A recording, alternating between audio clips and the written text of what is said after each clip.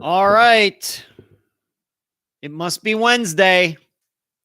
It must be 9 p.m. Eastern because I'm sitting in this chair talking to this microphone and all of you are out there. It is Unfound Live for March 31st, 2021. And of course, to remind all of you, tomorrow is April 1st, April Fool's Day. Don't get tricked, people. Don't get tricked. Don't allow that to happen to yourself. And I don't know if you want to try to trick others, but just not my kind of day. I'm not usually into tricking people, and I don't like to be tricked. So be kind. Be kind tomorrow on April 1st, 2021. Everybody's been through a lot this past year. So no need to add stress to anybody's life by trying to fool them. I'm doing good. Long day that I'll get into here in a moment. As you watch tonight, I always say this a couple times, please give this show a thumbs up on your device. Do not forget to do that because that helps us out with the YouTube algorithms. Sheree says, please, no tricks. Said, no tricks. I'm not much of a practical joker myself, truth be known. So don't worry about that, Sheree. That's all truth. But yeah, it was a long day, and I'm feeling it. Just to tell you, and already I'm yawning. All right, who's in here? Louise, Joyce. Hello, Joyce Rivatuzo. How are you? Good to see you. Karen, Melissa. Hello, Melissa. LaFord, Twinkle, Screaming, Suzanne, Kathy. All right. And Cherie, of course, mentioned. Jasmine. I got a question from Jasmine this evening. And who else? Okay, Susan. All right. Got a good show for you tonight. Have a lot to talk about, as you would imagine. And we're going to, of course, get right into as quickly as possible this whole 48 hours thing from this past Saturday night, which was crazy. Kathy says, Twinkle, I hate practical jokes. Yeah, I'm not a big believer in that stuff either. It's just weird. But I played a new disc golf course today. You should know I got up at 6:30 this morning. Really unusual for me. Probably the reason I'm feeling like I am now. But I got up at 6:30, left here about 10 to 7, and drove an hour over to a place called Riverview, Florida, which is directly on the opposite side of Tampa Bay from where I am, to a disc golf course that I've not played before, but I will be playing it on Saturday as part of a tournament. So I got over there. I met my buddy Cameron over there at 8 a.m., and another guy played with us, a guy who's actually arranging the tournament this weekend. And we played this course. Very interesting. Very interesting. Whitney says, I got my whole family listening to you. My mom loves you. Well, okay. Thank you, Whitney. I appreciate it. Thank you. It's a unique course in that it is on the grounds of the Showmen's Association, which is, I don't know, an organization that has something to do with carnivals or something. And there's a building there, and I think they have a museum there and everything. Well, there is a disc golf course on their property, but it's only 12 baskets, not 18. So this weekend, we're going to play the 12 baskets twice. So we're going to play 24 baskets, but it's going to be a mixture of long tees, short pads, and long pads. So the first time we go through, it'll be one, and then the next time it'll be other. Maybe it's going to be all matched up or combined.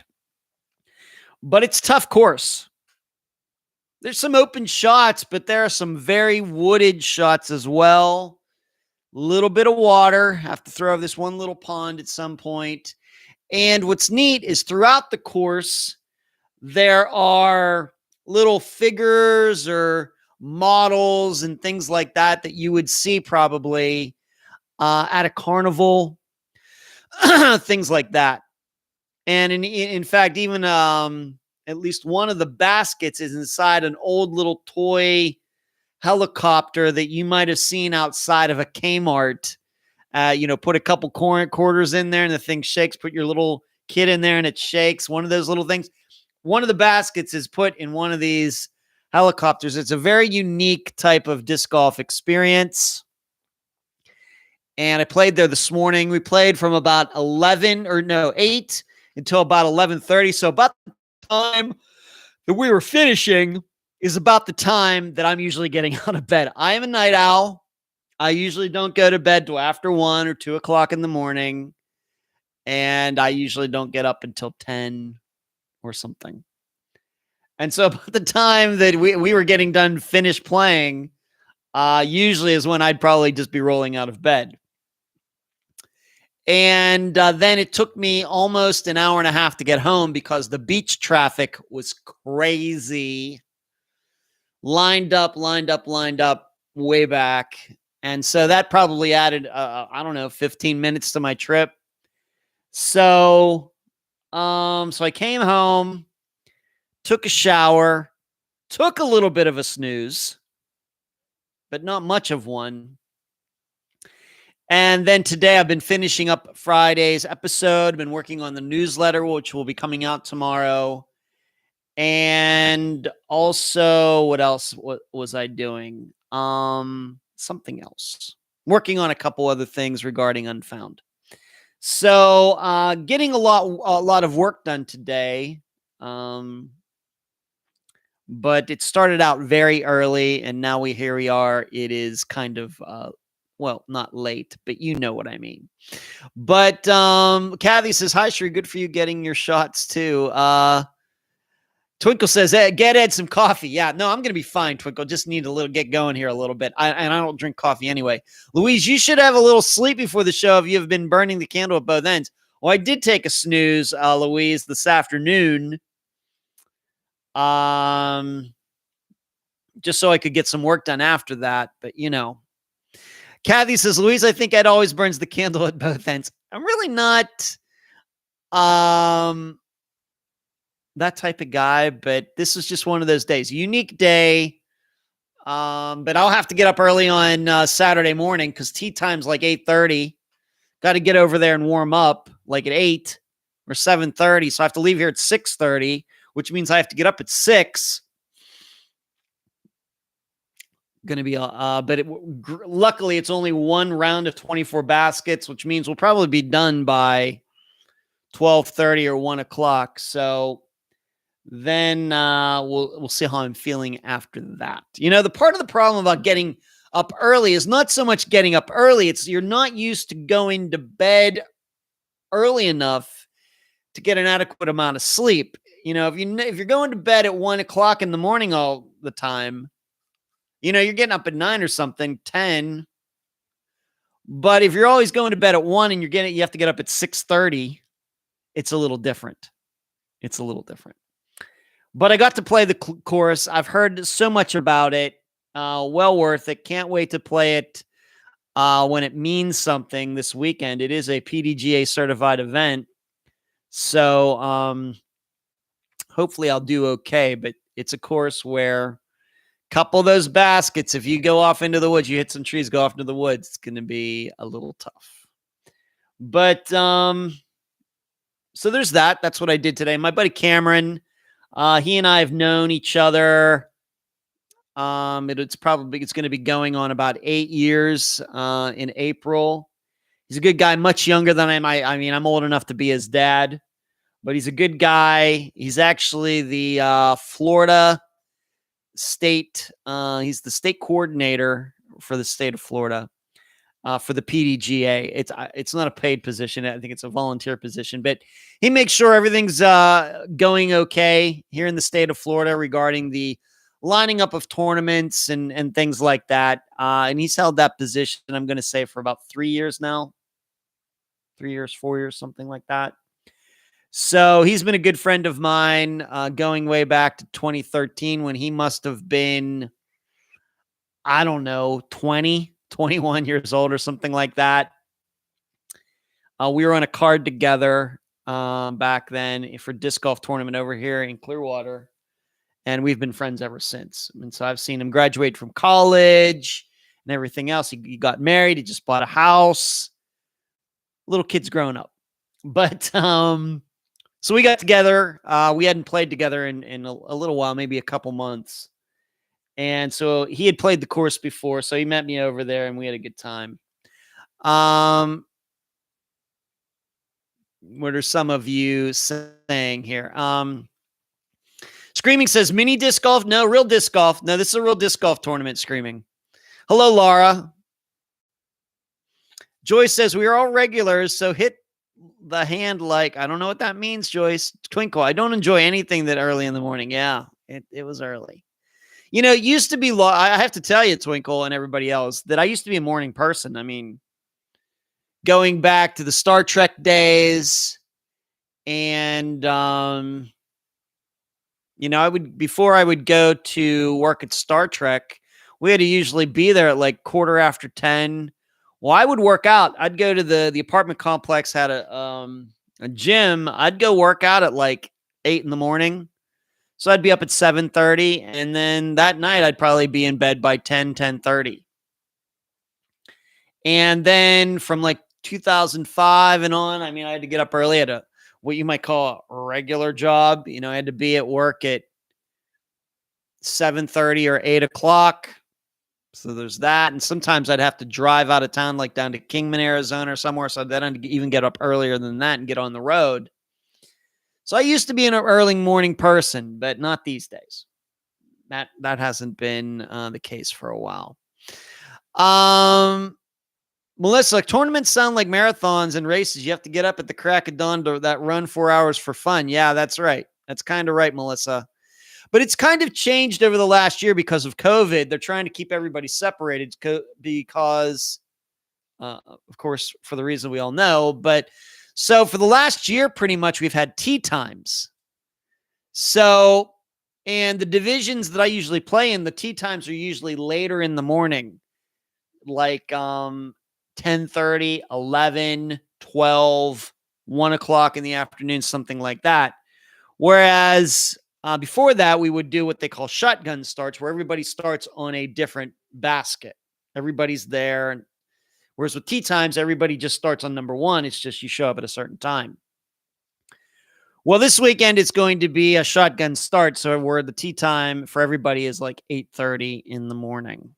So, so you're kind of right, Melissa. That's usually how it is back in the day, and that'll probably go back to that eventually. But shotgun starts early in the morning on Saturdays and Sundays. But for the past year, to keep everybody kind of separated, instead of everybody getting there at once, with tee times, everybody gets there in smaller groups at different times. We've had tee times much more like traditional ball golf. Screaming says, I've always been a night owl since I was young. Louise says, I'm a night owl, can't stand early mornings. And that's why you're able to tune in from way over across the pond, Louise. LaFord says, up at 5, Monday through Friday. Good for you, LaFord. Wow. Melissa, how's the low-carb diet going? Well, I'm going to talk about that here in a minute, Melissa, for sure. LaFord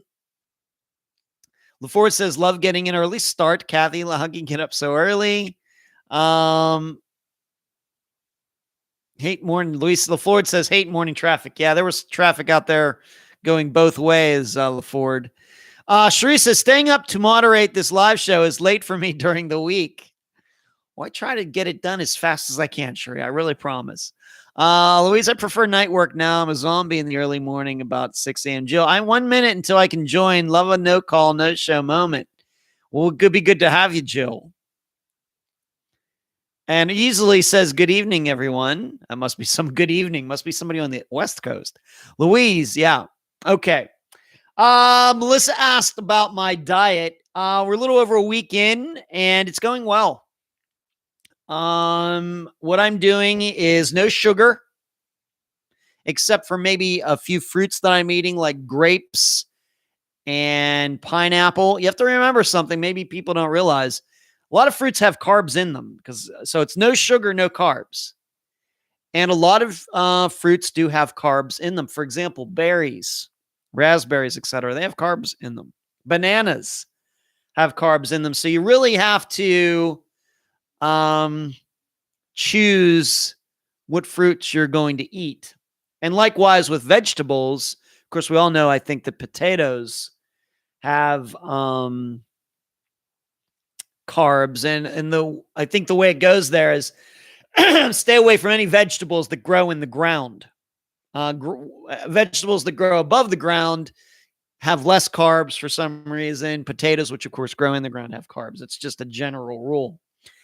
I got to tell you, it's not been that tough yet, but it's a combination of no sugar, no carbs, and me eating about a net of 1,800 calories a day. So on a day like today, I'm allowed to eat more calories because I went and played disc golf for 3 hours, which counts for so many calories.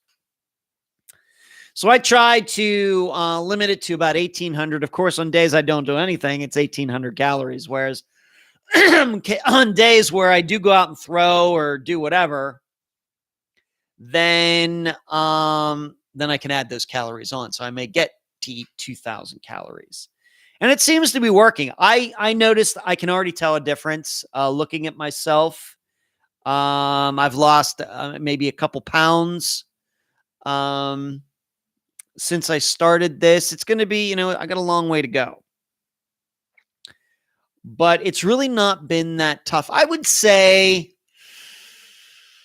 probably the toughest part about it so far, I don't know if, is the carbs part or the sugar part the tougher part? I got to tell you, probably the sugar part, because I do love my chocolate and I love getting a couple Hershey bars and things. So that's tough. It's not tough for me necessarily to not drink soda, which sometimes I do when I go play trivia. I never have soda here in my condo. But so the sugar is probably the toughest part of it. But when it comes to carbs, I do like potatoes. I do like French fries, bread, making sandwiches. I'm eating hot dogs and ham, but with no bread. So that's weird. But that's what I've been doing. It's really, like I said, it's really not been that difficult yet. Will it get more difficult? I don't know. But that's how it's going, Melissa. Well, Melody says, always work the night shift, almost never up before noon. Easily says natural sugar. That's true. There's, you can't do anything. I mean, you do have to eat fruits. They are good for you, but you can't just load up on them is the thing. Easily says carrots do have carbs in them. Eric says tomato, fruits, or vegetables. Not answering that. Don't want to split the audience. Fishing says, oh, me, I work for 7 to 5. I need my sleep, but I try to stay awake to see this live. Thank you, Fishing. Yeah. And by the way, Joyce is reminding all of you, please hit the thumbs up as you are watching tonight. I know we have some new viewers since I mentioned that very early on, maybe about 10 minutes ago. If you're watching, please hit the thumbs up, like button as you're watching. So that's how my diet is going. It's something that I need to do. And I think I got on the scale today and I was 186.6, which is too much. I will tell you, there's a friend of mine from Pennsylvania, and he's about 6 feet tall. He's 160. So I am 3 inches shorter, but 25 pounds heavier. And it's just hard to imagine. And I really am, I'm not, overweight. some of those BMI calculators say that I'm overweight, but those things do not really take into consideration if you've been into lifting weights and your muscle and everything else. It's just a very general rule. I would not say that I'm fat by any means, but I should be skinnier. There's a certain vision of how I'm supposed to look, and I need to get back to that. And I think this is the way to do it. Like I said, it's been busy here at the beach. Now, maybe you want to ask me why that particular diet. It's just, I've counted calories before, so I'm used to that. I know how to look at a package and, do the calculations, and then you can get some app for your phone and do it fairly easily. Probably a lot more complicated than counting calories 25 years ago. And then with the no sugar or no carbs, I actually did have to type out a list of things that just to remind myself, these are the things that you eat that are in the carb category, and these are the things that you eat in the sugar category, and you can't have those anymore. So I had to do that to remind me. I'm not calling, I don't think this is any sort of Weight Watchers diet or keto diet or Mediterranean diet or Atkins. I have no idea. But this is, I think, just something that's going to work for me.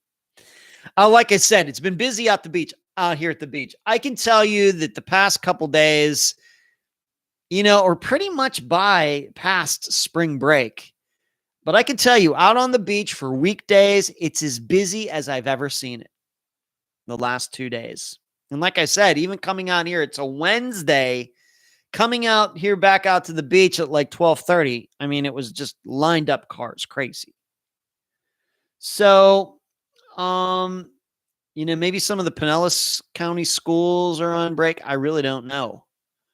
But I just can tell you that some of the busiest weekdays that I've seen since I've been here.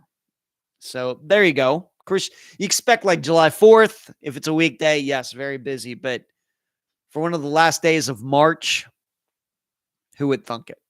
But it has been beautiful. It's really been beautiful. Just the perfect temperature, both during the day and at night.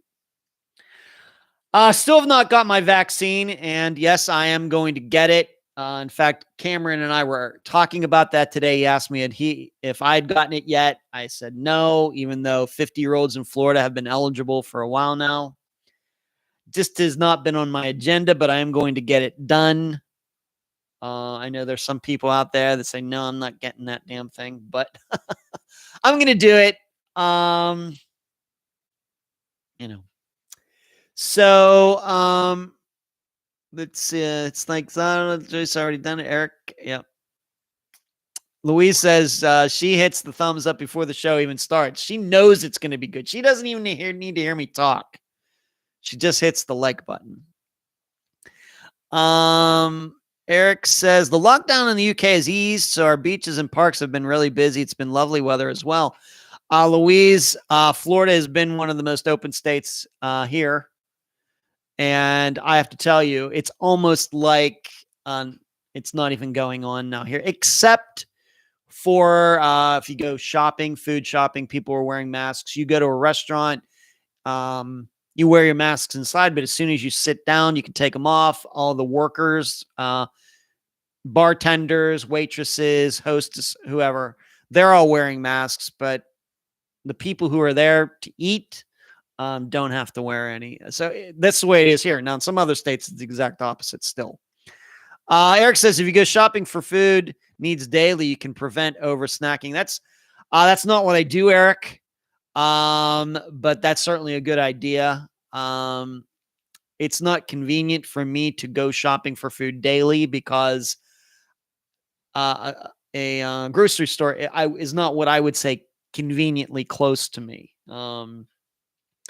Go down here, go across. It's like 2 miles. It sounds like, well, it's only 4 or 5 miles. I know, but it's further than you think, and that road can be busy. But I usually have a good idea before I go food shopping what I'm going to get, and I pretty much can stick to that. The big thing, Eric, I think for me is Don't go food shopping when you're hungry. That's the big thing that there you go. Screaming says a nut is actually a dry berry. Screaming, bringing out the facts tonight. Okay. Elizabeth says make a chocolate banana smoothie, 2 bananas, 4 tablespoons of unsweetened cocoa powder, 3 cups of unsweetened vanilla almond milk, dash of cinnamon, and lots of ice, sweet, yummy, and healthy. The only problem is, Elizabeth, is bananas have carbs in them. But so bananas are like my favorite fruit. Can't eat them now. Easily says for vaccine 5-week waiting list. Wow. Okay. Twinkle says I've had both of my vaccines with no side effects. Good for you, Twinkle. Happy to hear it. Louise, I've had my vaccine, but don't know when my second one is. You're damned if you do and damned if you don't here in the UK. Eileen, hey, come on, Eileen. Come on. Hello, everyone. I had a break between my daughter's basketball games and wanted to pop in. Okay, you're excused, Eileen. I hope they're winning. So it's been busy out here at the beach, and then with the vaccine, I just got to get it done. I want to get it done, but it just hasn't been on the agenda, and maybe it's because I hate needles and stuff like that. I hate it, but I got to get it done. That is what I know that a lot of people have concerns. I have a good friend of mine in LA. She's had a lot of health issues over the course of her adult life, and she's concerned about getting it. So I don't think she's going to get it, even though she probably should.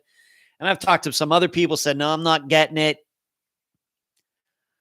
I think I'm going to get it. My brother and his wife got it. My sister and her husband got them. So here you go. All right. So that's getting some of the non-true crime stuff, just personal things going on in Ed's life. Everything continues to be smooth, pretty much, and I'm very fortunate for it. Melody says vaccinated since January, no side effects. Awesome. Kathy says, Ed, I didn't even feel the shot, just a sore arm that night. Well, you're making me feel much better about this, Kathy. Thank you. Okay. All right. I'm just going to talk about the Pearl Pinson poll. And then I'm going to get into this whole 48-hour story that's going to take a while to tell you my standpoint. And then I'm going to give you some of my insights about what was actually in the program. And you can guarantee that this will be in the newsletter that will be going out tomorrow night. I'm in fact writing about it right now. The Pearl Pinson poll, I tried to make it difficult. You know, I like to do the polls because I like to get people's opinions on things, and they're usually geared toward theories. What happened to this person? Do you think the person walked off? Was the person murdered? Was it a suicide? What do you think? Or if it's certainly a murder, but of course there's no body, who do you think did it? You know, the usual kind of polls that I post. With Pearl's, there's no mystery. We know who did it. We don't necessarily know why he did it, except to say that he was stalking her, obviously. And Fernando Castro is a bad guy, seemed to have some mental issues, a lot of things put together. We know what happened. It's just now a matter of trying to find Pearl, and she probably is deceased, and that's very sad. But I think in that episode, I'm hoping that as you were listening, maybe you can put yourself in Pearl's position. What are you supposed to do?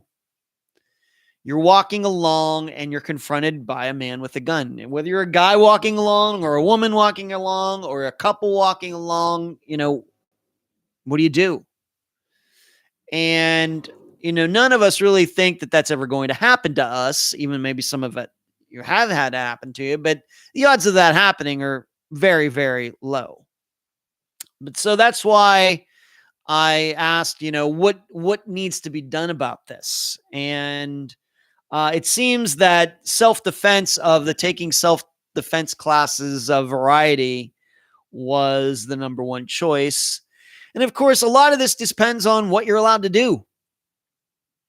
at least here in the United States, when it comes to self-defense, there are some states like, is it North Dakota, and where you can carry a gun even without a permit. And I'm not here to get into the politics of guns or anything else, but if you're looking to defend yourself, then you can carry a gun wherever you want, no permit needed, etc.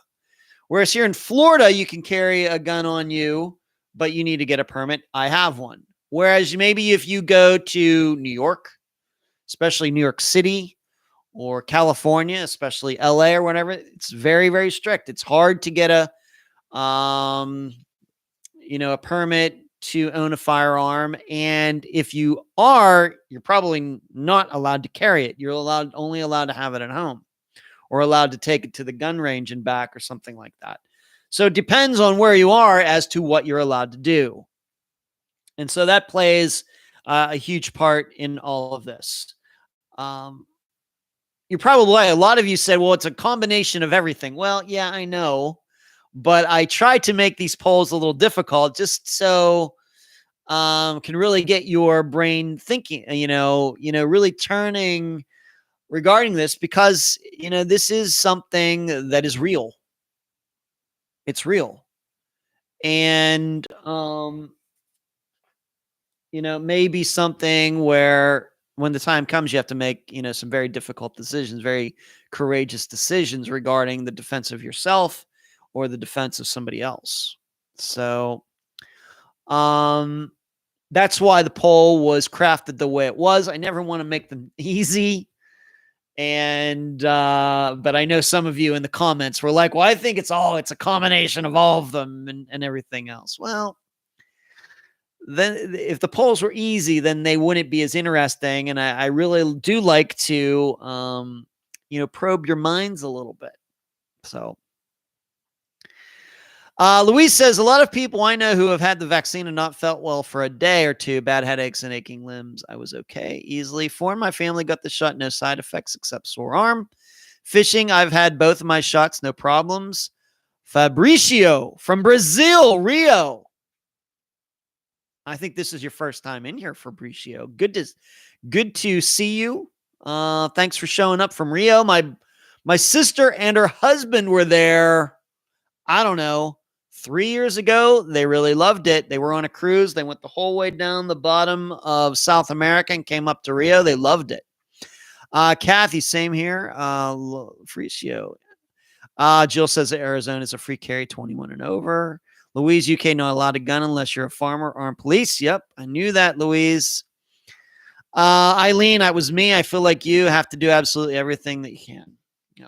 Okay, so that was the Pearl Pinson poll. I was just trying to get you in, what do you do? You're Pearl Pinson walking along and some guy who's lost his mind confronts you with a gun. What are you going to do?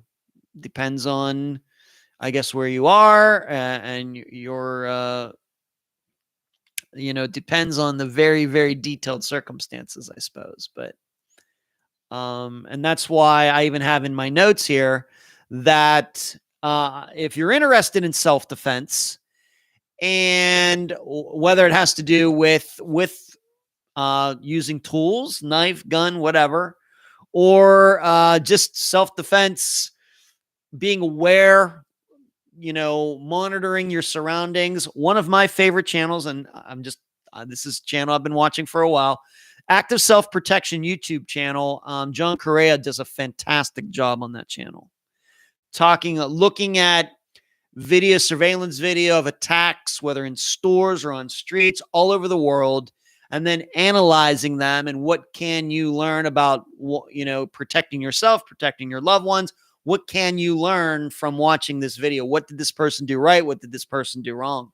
Very much like Unfound, the way we analyze disappearances. What can we learn from them? It's the same thing he does a great job over there. Active Self-Protection YouTube channel. Like it a lot.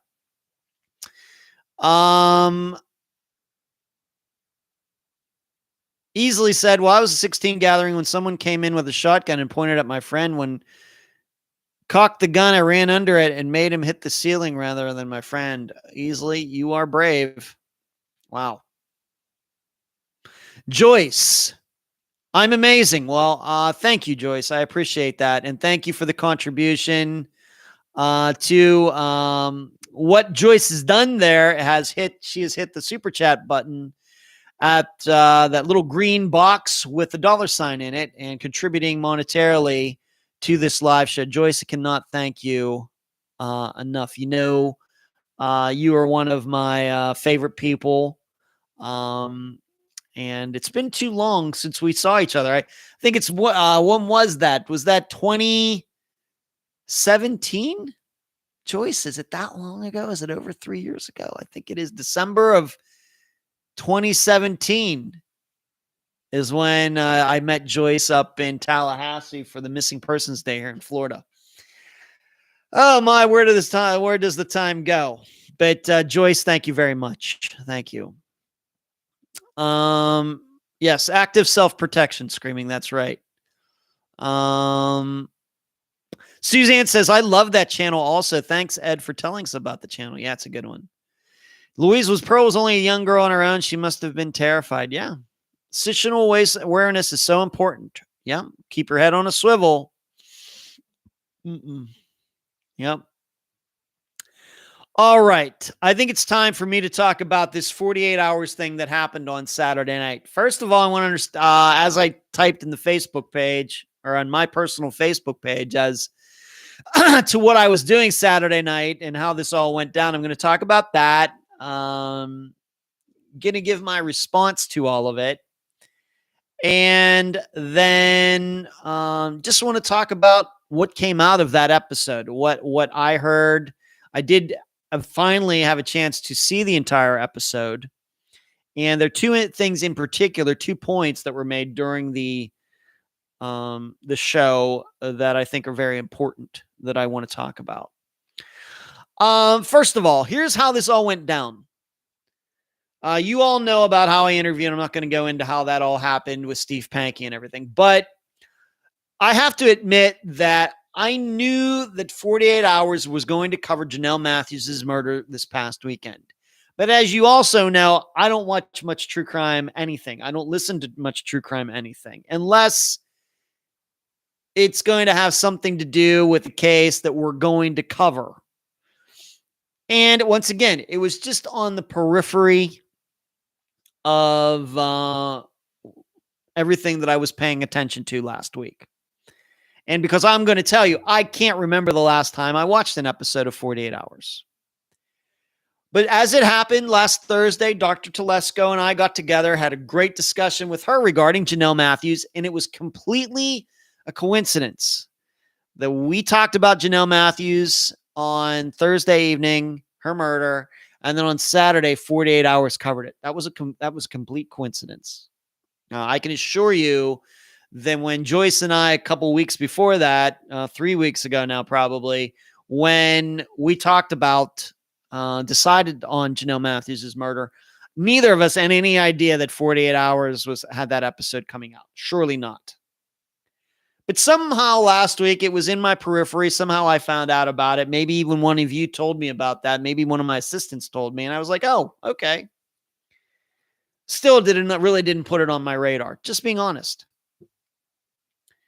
And so on Saturday night, because I have this really outgoing social life, I was right outside this. There's a window right here that looks out onto the landing where the elevators are. And you've probably, if you follow my Facebook page, you've seen me take some pictures on that side of the building, usually showing the cars or the little bay that's over on the east side. And I was out there, I was practicing my disc golf putting, and I was doing my ab exercises, which is also part of this diet that I'm on. And I have this app for the ab exercises too. So I get done about, 25 after 10 or something, and I come inside, and I sit down, and my assistant, Natasha, who did plan to watch 48 Hours, and I think she even DVR'd it, said, oh my gosh, they mentioned Unfound and they showed the logo. And I went, I think I said, what? So I turn on my TV, which was not on. CBS, go to CBS. It's a commercial. I immediately hit the DVR button just in case. And right after that commercial that happened around the 10:25 to 10:30 area, the second time they mention Unfound and play the audio, that's when that happened. And I said, how about that? And then, of course, I continued to watch the episode until it was over. And then a lot of you found out about it. I posted about it. I think people on the West Coast, got to watch the whole thing because if they were interested, because they were warned. And as you know, it comes on at the same time, but Pacific or Mountain Time. And so everything went on. And I was talking to people online about this until like 3 a.m. into Sunday morning, which is even a late hour for me. So there's that. That's how I personally experienced. And then on Sunday, Natasha was able to get a file of the show somehow, wink, wink, nudge, nudge. And she sent it to me and I watched the whole thing. And I know some of you DVR'd it and I appreciate that just for posterity. And so I got to watch the episode. I watched it a couple times since then. And so that's how that all happened. And it does seem that we have some more subscribers to the YouTube channel. It does seem we got a few more people who, joined the group, some more likes on the Facebook page. But I would not say an overt number of people. I would not say that. And the way I look at it is they did show the logo. They did mention it's a podcast. They put my name out there down in the corner. But they really didn't, say here's the website or here's the Facebook page or, our email or anything like that. So, I don't know what the long-term effects of then doing that are for the numbers for the program. I really don't know. I really can't say. It might be too early to say, maybe just never going to be able to say. I don't know, but it's not like, 1,000 new people asked to join the Facebook group and I haven't gotten a ton of emails or anything like that. So just so if you're all wondering about that, those are the facts. I think there's maybe a small uptick, but nothing crazy. However, on the other hand, we do know that people, as I did myself, DVR this and don't watch it on Saturday night. They know it's on, they save it, and then they watch it when they have time. That's the 21st century. This isn't 1975, where if you want to see a TV show, you better tune in right at that second. So that's how all that happened. Now, I'm going to say this, and I think all of you are very, zealous, Unfound followers, listeners, viewers, is that you surely know that 48 Hours CBS did not tell me about this at all. All right. Not only did they not ask permission to use the audio and use my name and everything and the logo and everything, they didn't even let me know that they did it and that it was coming out. Obviously, had they done that, I would have let all of you know. Of course, that's what I do. Always let you know when things regarding Unfound are coming up, whether it's a live show, Dr. Telesco, anything at all. So, in fact, when I this coming month, when I do this podcast that my friend April A. Bear hosts, of course, you'll all know about that. I love letting all of you know about things that are coming up. I don't want you to miss them. So I can assure you, CBS, not for 1 second, not an email, not a text, not a phone call. They did not tell me that they were doing this. They were going to do this. Now, if they are watching, okay, now some of you are not going to be surprised what I'm going to say now, but maybe some of you are if you're new. And I did, you should know, on Saturday night after the episode came out, I sent a tweet to 48 Hours' account and that reporter, I forget his name, George something. I sent a tweet to his account thanking them. I did that. And I want them to know that I deeply appreciate it. All right. Thank you. Thank you for recognizing our work. Thank you for recognizing that we did this interview with Steve Pankey way back in 2019. And I want to thank my assistants for urging me on to interview him back there, because there was a chance that I wasn't going to do it. I want to thank 48 Hours and everything else. And I've been told by people who watch that program that this is the first time they can ever remember that 48 Hours has cited CITED a true crime podcast at all. And there, from what they can remember, this is they could be wrong, but this is what I've been told. I don't know enough about that to know, because I haven't watched 48 Hours for a long time, but this is what they're saying. So 48 Hours, thank you. I deeply appreciate it. I thought the interview was pretty good too. I want to thank my assistants for convincing me to do so. Okay? Emily, Cherie, Carrie, Heather, Eric, Natasha. Thank you. Of course, Natasha, I don't think was part of the crew yet. Still. But here's what I'm also going to tell you, 48 Hours. Don't do it again. I'm going to keep saying this over and over and over. I do not like Unfound being ripped off. You do not have permission. I don't care if you're 48 Hours disappeared. I don't care. You do not have permission to dice up interviews that I've conducted with guests when the agreement has been with the guests that their interviews will be played in their entirety. Okay? I know, being that you're big 48 Hours and Unfound is what it is. You know, you're big high buck media, CBS, and this is surely a homegrown program. I get it, but you shouldn't be doing this. Okay, I know that I'm supposed to be thankful and I'm supposed to be so excited and everything else, and I am, but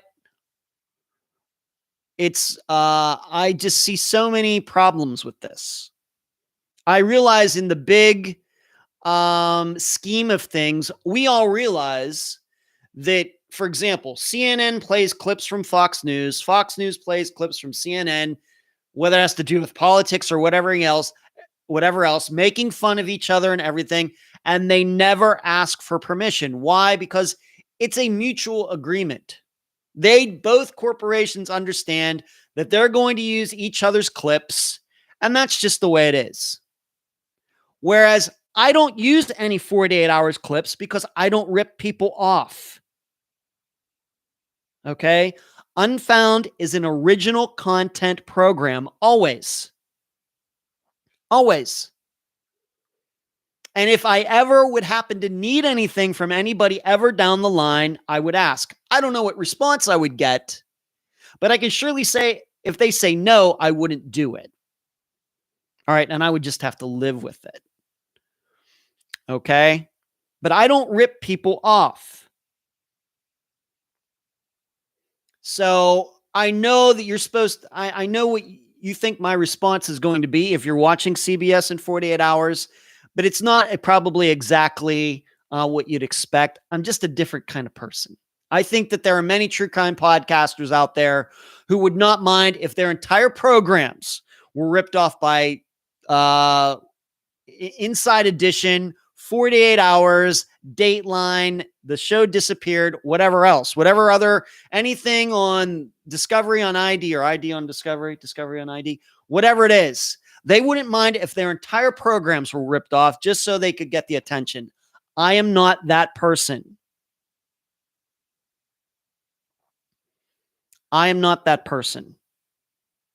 All right. Here's what I think I know. The reason you did it is because, as was stated in the program, you wanted to interview Steve, but you couldn't. Why? Because he has a lawyer now, and the lawyer won't let Steve speak for very good reasons. Steve says a lot. But you decided that you wanted to do the episode anyway. And so you found a way around not being able to interview Steve. You just went out there to find who did interview Steve. And it just happened to be Unfound. And you just said, oh, well, that's convenient for us. We're just going to take it. And oh, look, it's this podcast Maybe it hasn't gotten a lot of national exposure on TV and things like that, although it is an international program. And they're just gonna be so ecstatic that we're 48 hours. Look at us giving attention to this Unfound podcast. That's not why the way I look at it at all. Not at all. And I just want you to know that. So, I just don't like the precedent that it sets. I talked about this, when was it? 6 months ago, 8 months ago, when that YouTube channel, whatever it was called, wanted to use my interview with Jessica Curtis for Tyler Stice. And I said, no. Now, at least they asked. Now, they didn't like my response, and they trashed me in the process, completely lying. Completely lying. At least they asked. And I said no, for the very same reason. And I went through this in a live show back then. If anybody wants to use any portions of Unfound, the answer is always no. No. Tomorrow, next week, next year, next decade, next century, next millennium. The answer is no, because this is not what the guests agree to. They're our guests. They aren't your guests. They agree to be on this program. They realize that everything they say is going to be recorded, and it will play in its entirety as it is recorded. I do not dice interviews up. I do not talk to people and then, as some people do, splice in my questions after the fact. I don't do that. That's horrible. I think that's horrible journalism. Horrible. You can paint the picture any way you want when you do it like that. It sets a horrible precedent. And because I don't do it, I don't expect anybody else to do it. I don't rip people off. Okay? Now, you want to know the funny thing regarding all of this? Is that, as you know, I took those clips, the 2 times, just very short, 20 seconds, those very short clips. And if you don't know, if you haven't seen it, what they did was they played a very short audio clip, first of all, me introducing Steve into the program, and the voiceover says this 4-hour podcast. Yeah, that's the way we do things. And they showed the logo, showed my name down in the left-hand corner. They at least spelled the last name right. And that happened. And then, like I said, around the 10:30 mark, 10:35 mark, they did that again, but they didn't post my name that time. And that's fine. Those are the 2 clips. So I have video clips of both of those, and I posted that to our YouTube channel. Now, you want to know the humorous part? This is actually, it just does not get any crazier than this. As soon as I posted those, now they're still up and they're playing, but I got a copyright infringement notice from YouTube as soon as I posted those 2 pieces. So, and that's from CBS. That comes from CBS. So CBS, it's fine for them to rip me off and use it for their own program.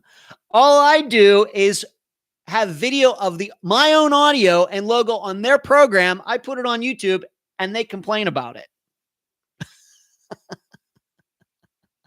Now you tell me that isn't messed up. So, once again, 48 hours of CBS. Thank you. Thank you for recognizing that we're doing great work here. At least as great work as you're doing. Thank you. We work very hard.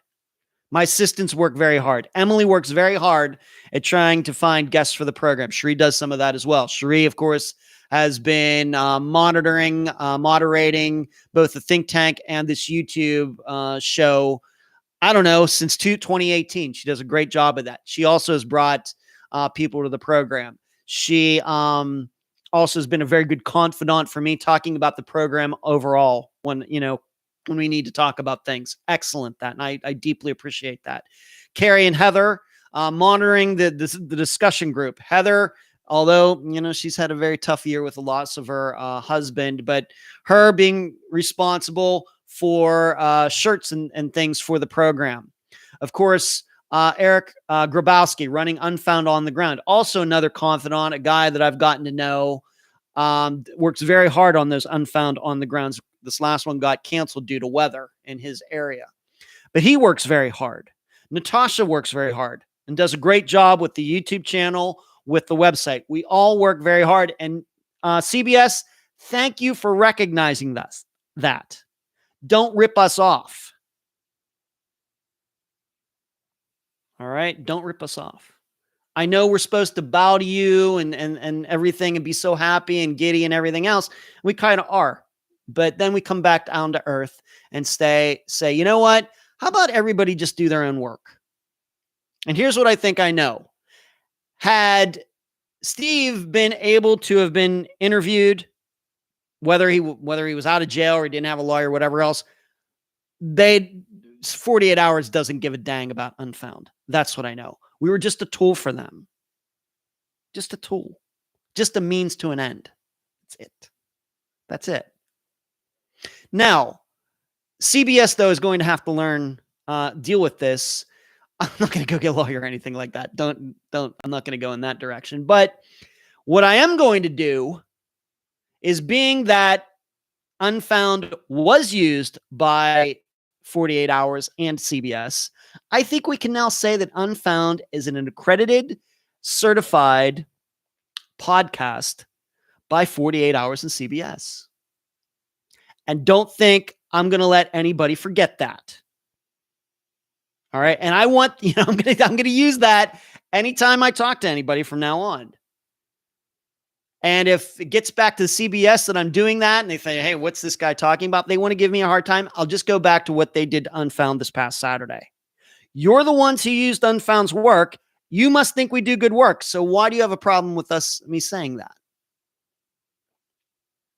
So I take this stuff very seriously, probably more seriously than any other podcast host out there. But as an example, and you know how much I love John Lorden. I love his show. I think he does a great job. I don't love him. You know what I mean? I think he does a great job. I know that's going to be funny. I think he's a good guy. I think you know that. But although I've not been privy to everything, but I've heard that he got a lot of, flack from this show and this Alyssa Lamb show that was on Netflix. Where some of his work was used, turned into this program, and then there was a lot of blowback coming back to John. He's not even responsible for the program. He has no control over it all. He's not a producer on that Netflix show. But what happens? He gets all of the downside. If things don't go right, if the show doesn't come across in the right way, if it's sensationalized, if the show lies, on and on and on, who does it come back on? One of the people is going to be John, and he has no control over it. This is one of the things that I worry about when it comes to Unfound's work being used. Once it goes up to somebody else, good luck. Good luck. And I don't want to deal with it. I would rather just have nobody ever use any of Unfound's work and just live with that, instead of putting the work in somebody else's hands and they mess it up and everybody says, well, Unfound and Ed Denzel and everybody is in the credits. Man, this show sucked. Man, he must stink too. When really I had no control over it. So and I feel bad for John. He doesn't deserve that. He does fine work over there. That's one of the reasons I didn't mind doing, the Jason Landry coverage, with him back in February. He doesn't deserve that, but it's a perfect example of what happens when some other group takes your work. And now, granted, I think they got his permission to do that. When somebody else takes your work and turns it into something, and they're just concerned about making a show. They're not into true crime. They're into making shows. They don't really care if Alyssa Lamb's death is a murder, suicide. They don't care.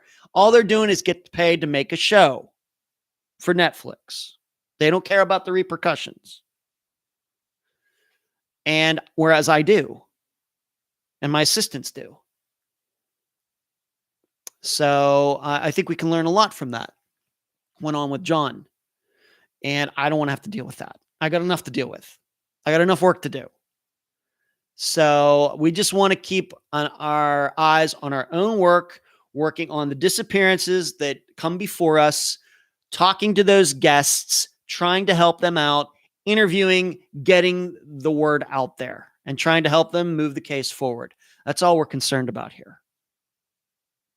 All right. We don't need to start being concerned about other programs that are, using material that is ours and then messing it up and come backing on us. Who wants that? So that is my attitude. And if Unfound is never used on a true crime television show from now to the end of time, I will be fine with it. But CBS is going to have to pay in a way for what they did. And that is, I get to now say that Unfound is accredited and certified by 48 Hours on CBS. They're just going to have to live with that. Let's see what everybody else is saying here. When I got on my soapbox, and it was a tall one.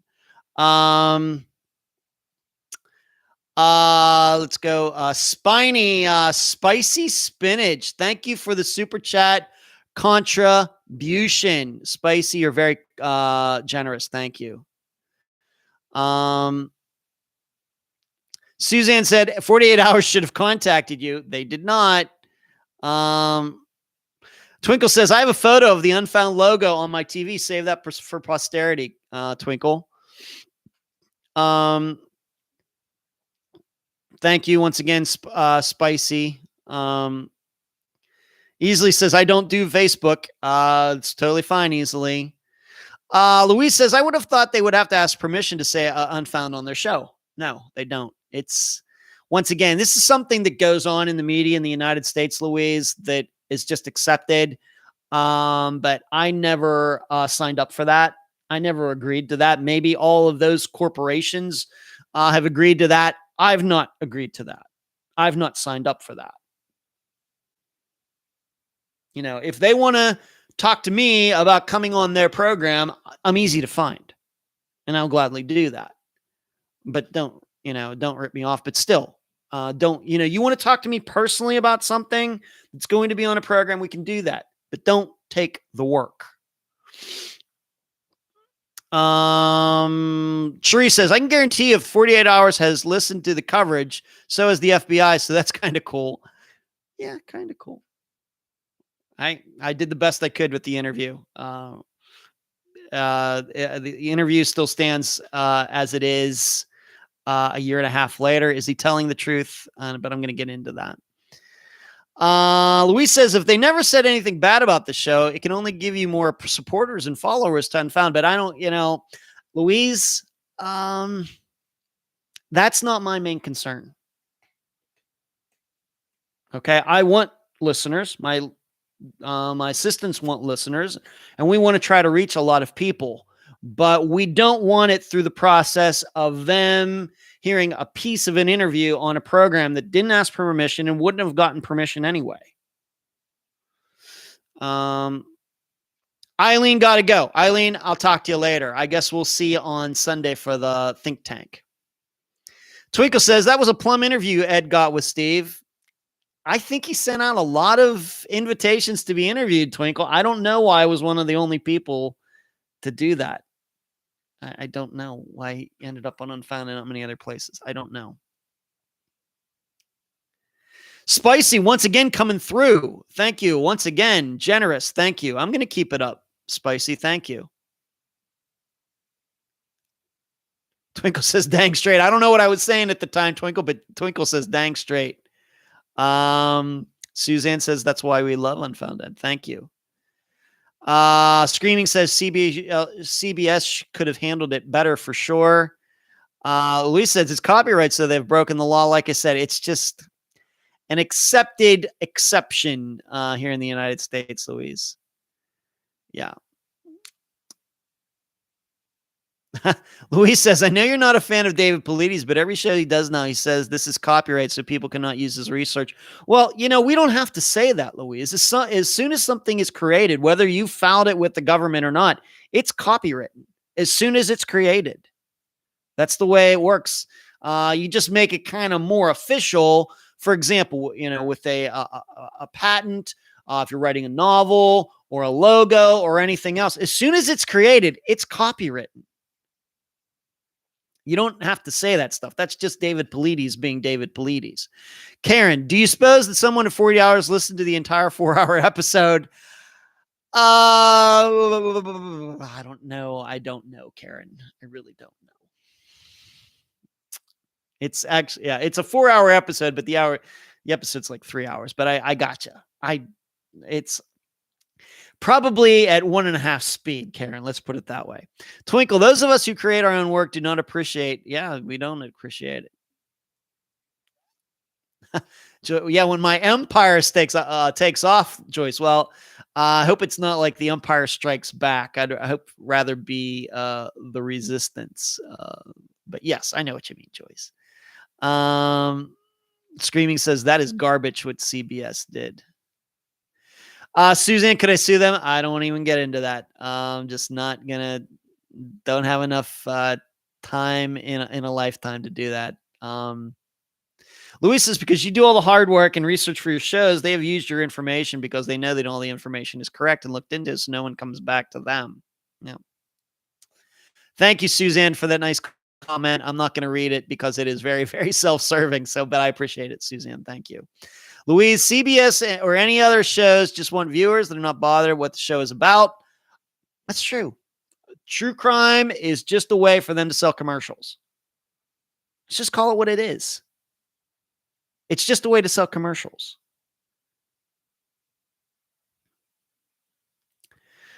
Hello, Puma. What's up? Eric, so they didn't mention to watch the podcast for the rest of the story interview. No. Not only did they not tell me that that the program would be on Saturday night, they didn't say where to find Unfound or anything like that. It's just the logo. This podcast or that podcast, and they put the logo. Fishing, so I'm not gonna get in. Don't want to be part of their BS. I'm not gonna read that first part. Valerie says, hello, Ed. Can't imagine why they would not ask you. Probably because they knew that I was going to say no, and they needed Steve's audio for their show. That's why they didn't ask. It's easier, what's the 21st century thing? It's easier to apologize, ask for forgiveness, than ask for permission. That's why. That's a 21st century thing. That's why they didn't. They had a show to do, and they weren't going to let anybody get in the way of it. That's why. Hello, Marlene. You're just getting in when the temperature's getting hot, Marlene. That's all right. You can watch later. Sheree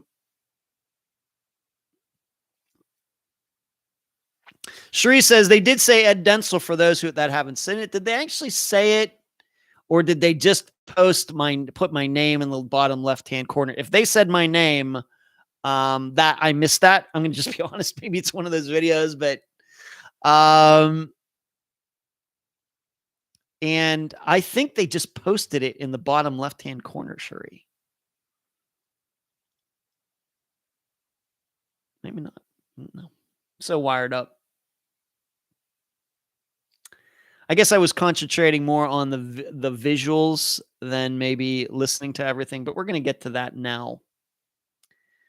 But I think it is funny. The funniest part is they don't ask permission to use our clips, but when we use their clip on YouTube, I get a copyright letter or email from Google, because Google and YouTube are the same, saying, hey, a copyright claim has been made on your video. It's still playing. Don't worry about it, but somebody's done that. It's crazy. It's crazy. All right, let me get to, we're already an hour and 10 minutes into this. Wow. Okay. Couple details that did come up in that episode. The rake. This was not something that ever came up in any discussion I had with Steve. I've only ever talked to him on the phone once, and that was for the interview. Exchanged emails several times, most of the time before the interview, just a few times after. This rake thing, it was the first I heard about it. And we got into this discussion on the think tank on Sunday evening. Once again, think tank, if you'd like to be a part, patreon.com/unfound podcast. Please join at the premium level. And once again, as you are watching, please like this video. It helps us with the YouTube algorithms. The rake is a hard thing to figure out. Do we see a situation, and we talked about this in the think tank, and I don't know if we came to a conclusion, but we surely did talk about it. Was this a situation where somebody went to the house beforehand, walked in because it had snowed, saw the footprints, went into the garage because the door was open, and covered up those footprints before Janelle got there? Or did Janelle get home? This person shows up, walks in there, abducts her, and then somehow comes back and then uses a rake to cover up those footprints. Either way, it's hard to understand. Either way, really beforehand, why would somebody do that? How did this person even know that Janelle was going to be dropped off if the person was there beforehand and waiting? And I would also say, if this was some type of burglary, why cover up the footprints anyway? On the other hand, if the footprints were raked over after, then where was Janelle when this happened? And we have to remember there was a very, very small amount of time for all of this to occur.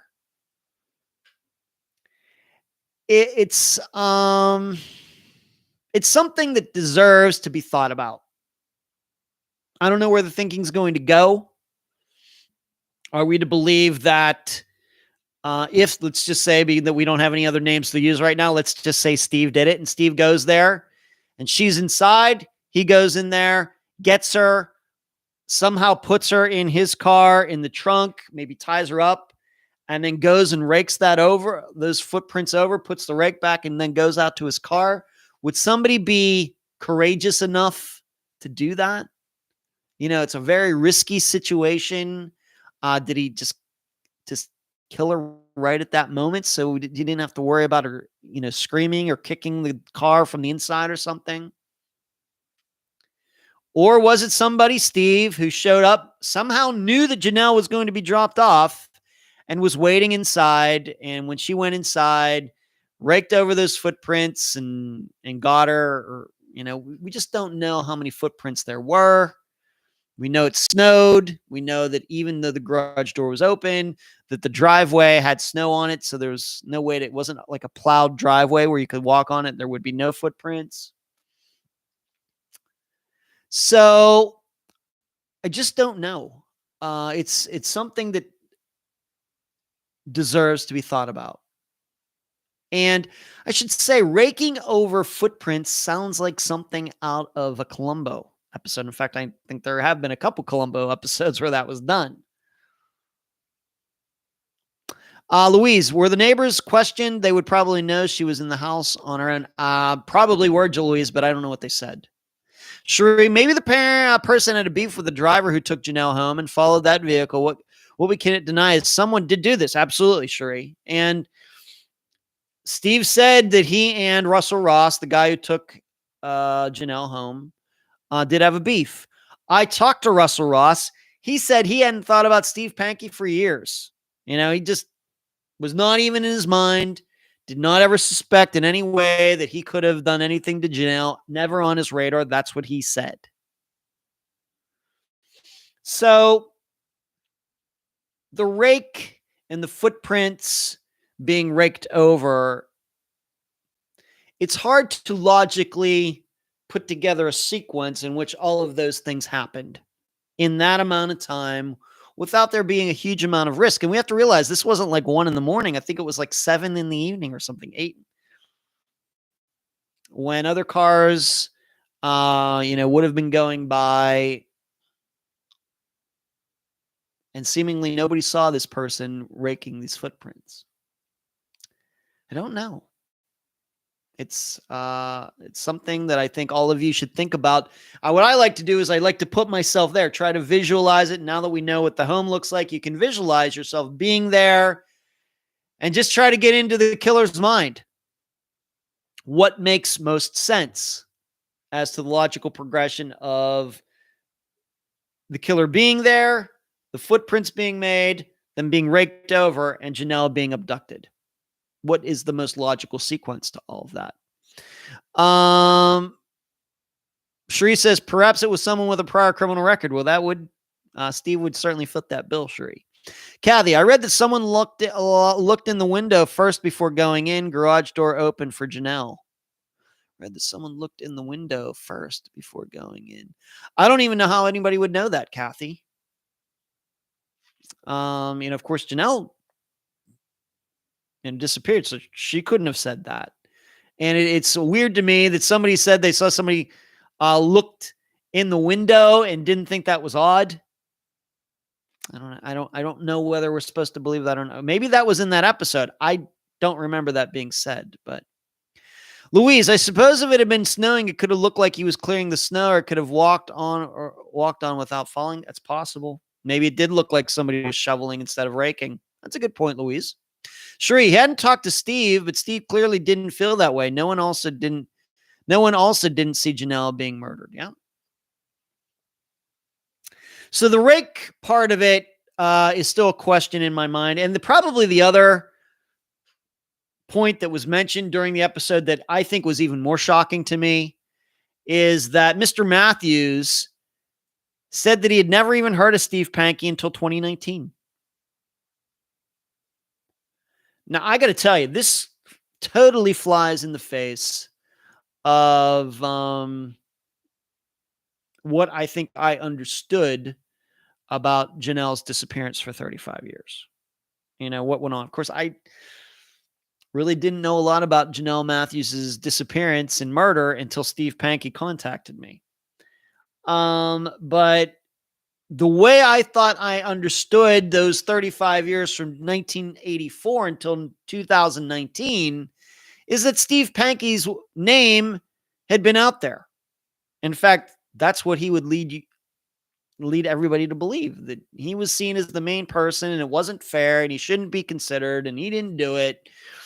And are we really to believe in those 35 years, not one police officer said to the Matthews, we're looking at this guy, Steve Pankey. Do you know anything about him? Because we all know that's a common question. That is a common question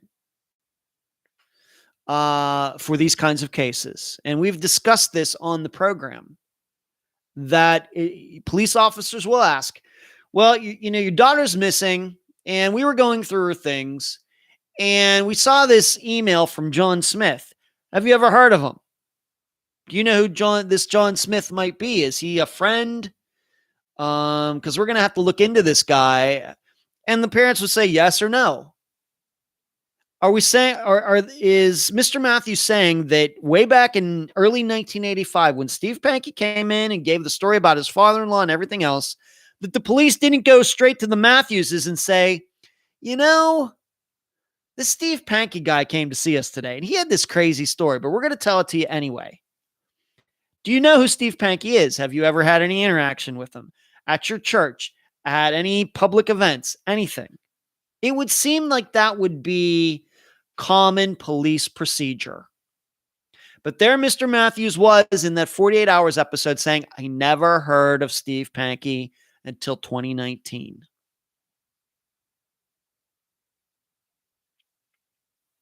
But as one of the think tank members stated, I brought this up during the think tank, and I think this is very insightful.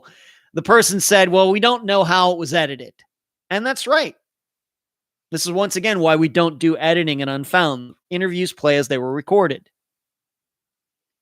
It very well could be that Mr. Matthews answered no to something totally different. And they do that. I know you love true crime programs, but they will do the editing to fit a narrative.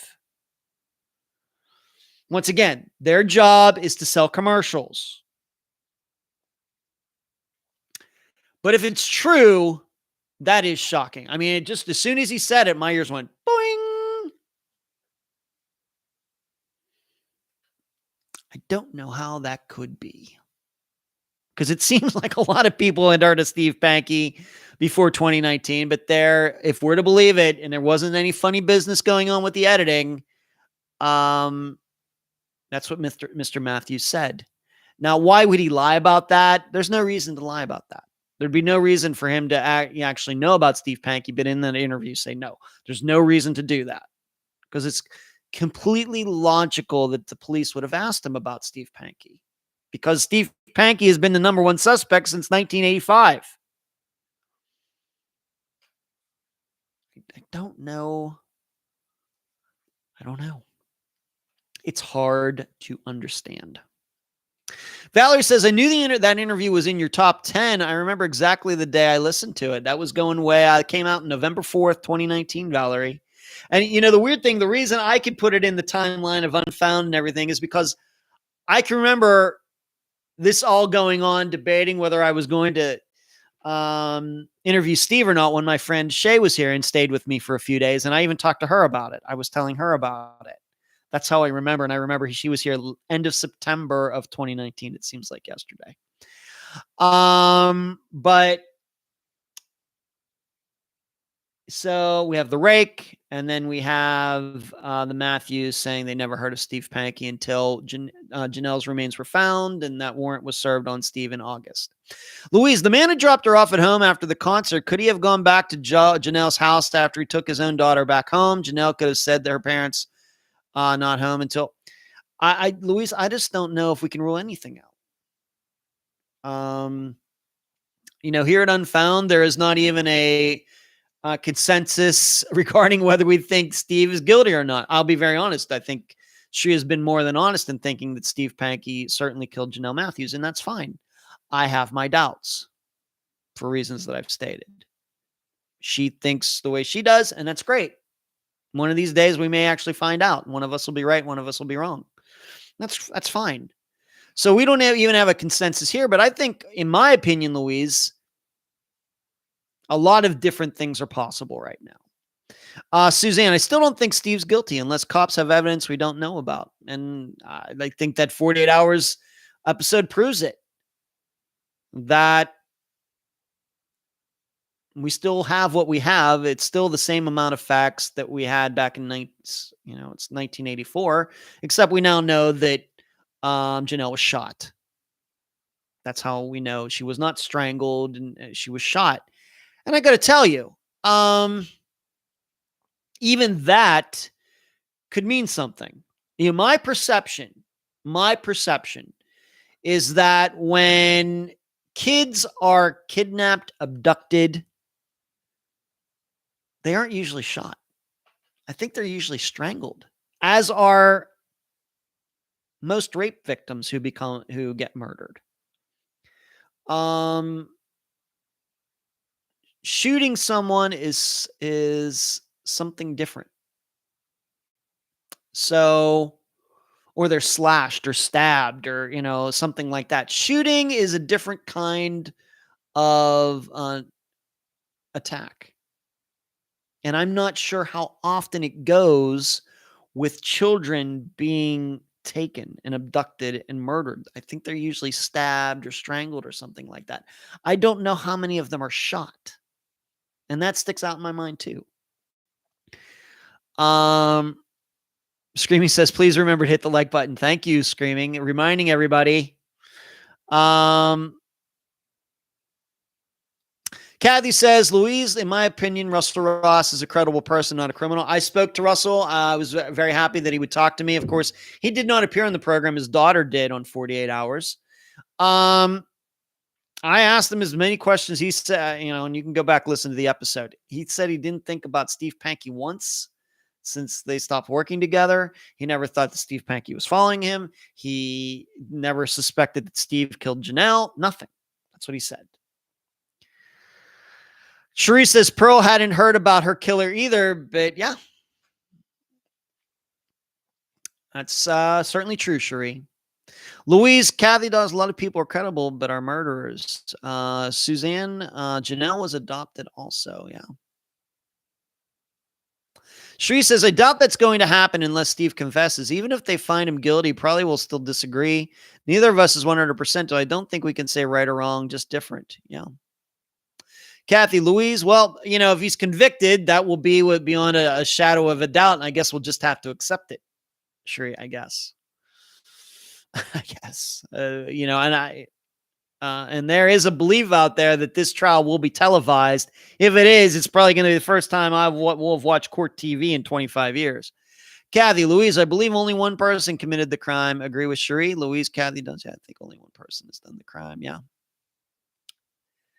One more observation. It's amazing how many words that came out of his lawyer's mouth in 40 hours sound a lot like me. Sound like what I've said about Steve over the past year and a half. You just don't know what he's going to say. He loves to talk. He loves the attention. And that's exactly what his lawyer said about him. So, and I think this lawyer was very smart in not allowing Steve to talk to 48 hours. The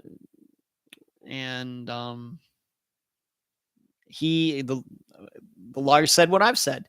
It seems to me that the reason police concentrated on Steve is because Steve thrust himself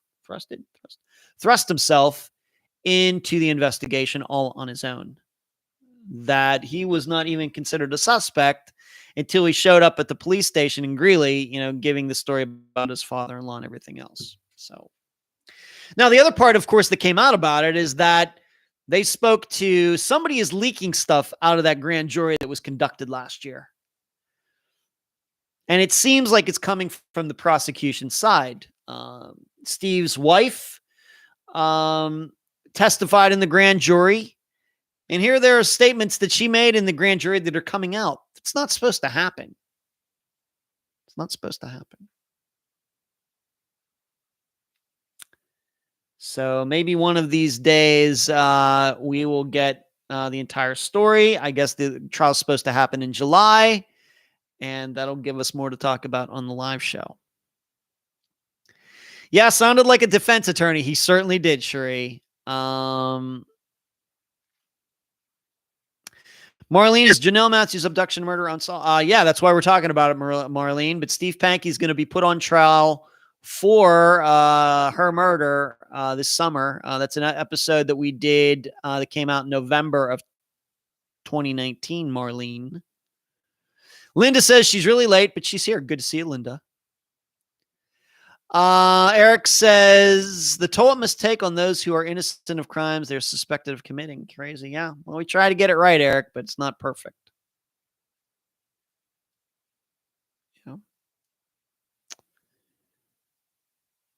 Yeah. Okay. So that's the 48 hours / Janelle Matthews / Steve Pankey drama that has been going on over the last 4 days.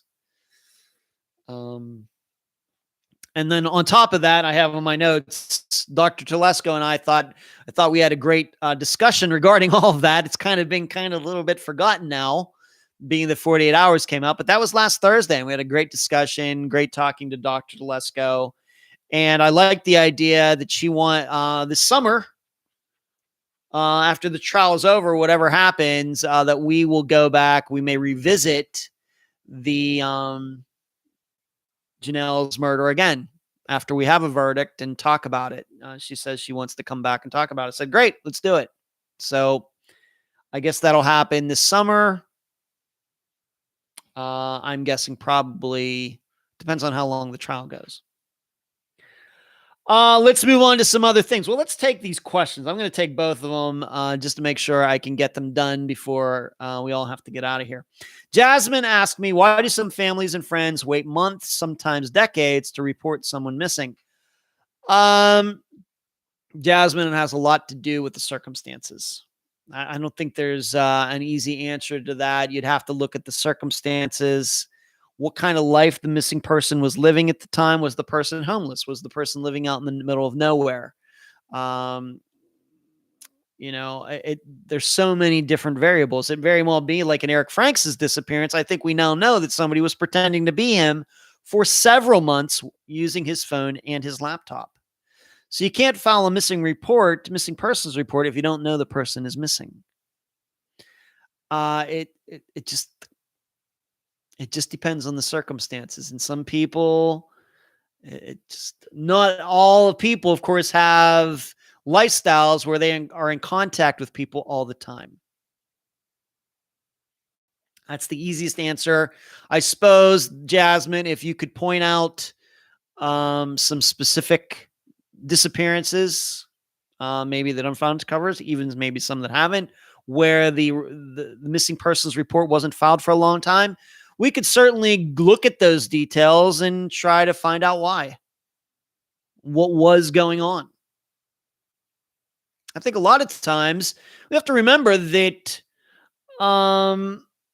in fact, I even mentioned this once in a while. These guests, even if they are parents, they have their own lives too. It's not like they're keeping 24/7 tabs on their children, on their brothers and sisters, even missing children whose parents go missing. It's not like they're keeping constant tabs. As I think I stated, I think it'll come out on this Friday's episode, is that, I have two brothers and a sister. I have a brother who lives 20 minutes away. I have a brother that lives in Pittsburgh. I have a sister that lives in Canfield, Ohio. I'm close to them. I talk to them, but I don't keep tabs on them. It may go weeks between me talking to my sister, or weeks between me talking to my brother, Michael. Now with Brian, it's a little more common because he's, not far away. And we try to get together every Thursday for trivia. So it just depends on the circumstances, Jasmine.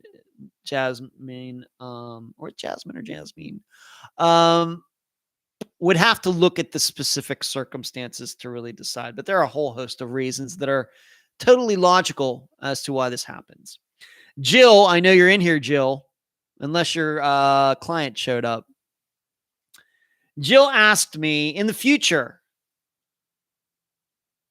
are there going to be any more cases similar to the aircraft going missing or the 3 people going missing on a boat? The lost and injured cases are always the most interesting to me. As far as aircraft, that will be a little difficult because there aren't many disappearances out there like Flight 370 or like Ben Padilla's disappearance, where he got on that 727 in Angola and took off, and he nor the plane have ever been seen again.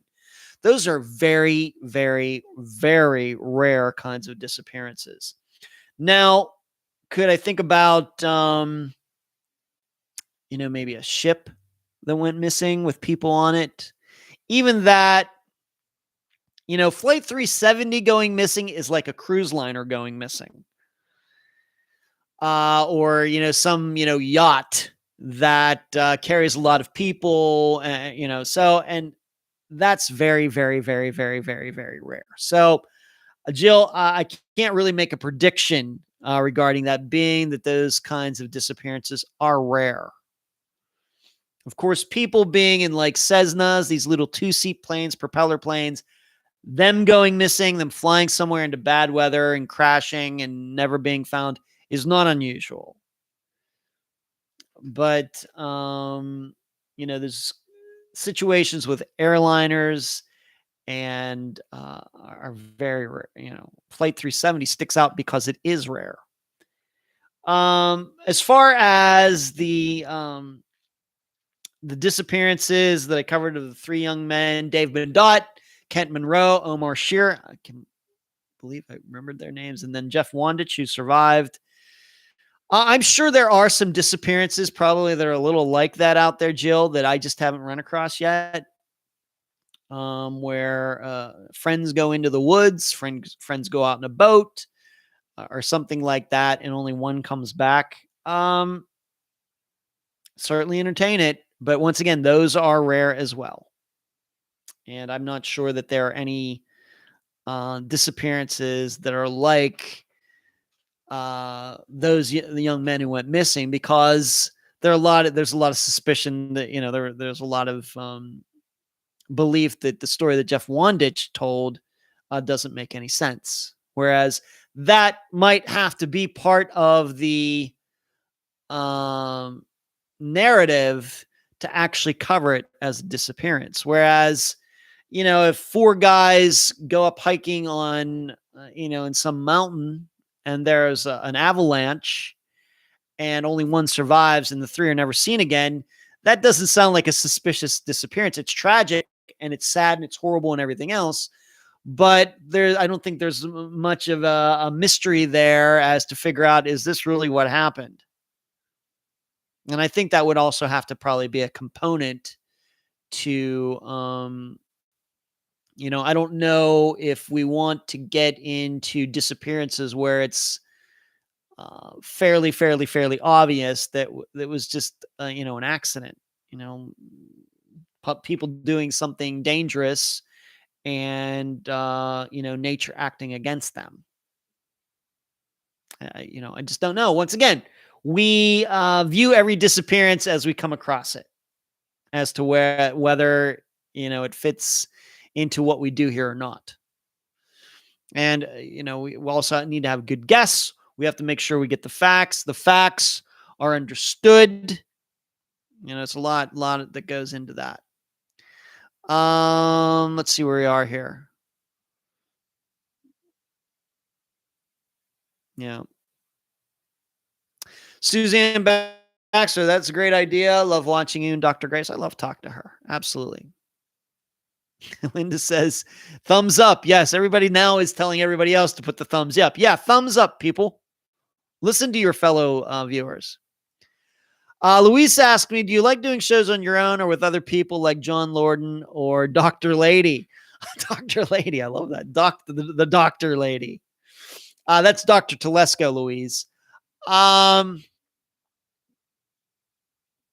I think I'm flexible, Louise, but being that I did a podcast before this one where I shared the hosting duties, if it's going to be my own program that I created from scratch, my idea, then it's probably going to just have to be hosting it myself. I like the once a month with Dr. Telesco. I know I'm really going to enjoy this coming month doing this show, this podcast with my friend April A. Bear, who has her podcast. What's it called? I even have it written here. April A. Bear's Think It Through, the Clear Thinking podcast.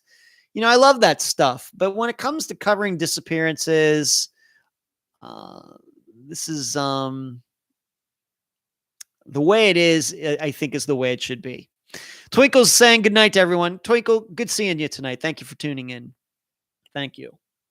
So, Jill, that's my answer to that. What else do I have to cover here? Once again, April A. Bear, it's going to be coming this coming month sometime. She told me that we'll be doing an interview. I guess it'll be pre-recorded. I don't think it'll be live. But her podcast is Think It Through, the Clear Thinking podcast. Louise says, I sent you a link the other day about Flight 370. I got it, Louise, and I would not trust that source at all. It was not shut down or anything like that. There's so many crazy stories out there, Louise.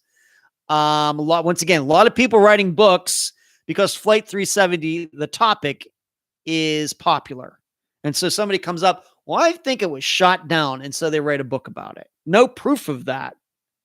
No facts to support that, but they'll write about it. So be very cautious of that. Be very cautious. I mean, there's a lot of, it's just like, JFK assassination books that are still coming out here in the 21st century.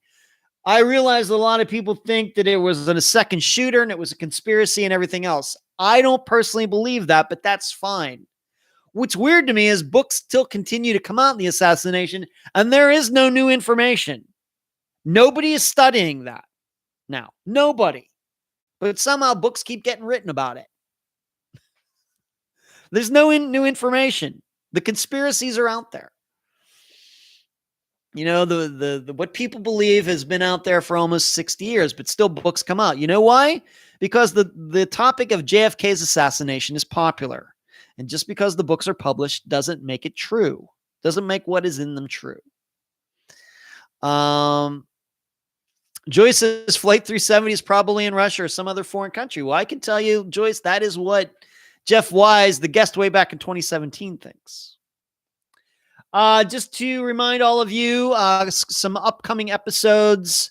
April 23rd is going to be the Q&A episode where I'm going to be asking for questions to answer. I'll also be answering a lot of the questions that I've received on the live show probably over the last 6 months. I think that gives a way for people who don't watch this show but want to get to know more about the program, about me, what goes on behind the scenes between myself and the assistants. That's why I do that. I think that helps Unfound, and I do that once a year. I think this will be the third one. And then on April 30th, the 8th update episode will be coming out. I got to tell you, not a ton of updates as we sit. April is going to have to be a month of a lot of updates for that episode to be long. Not a ton of updates so far in the first 3 months of 2021, but we'll do it as best we can. So April 23rd, Q&A episode. April 30th, update episode number 8.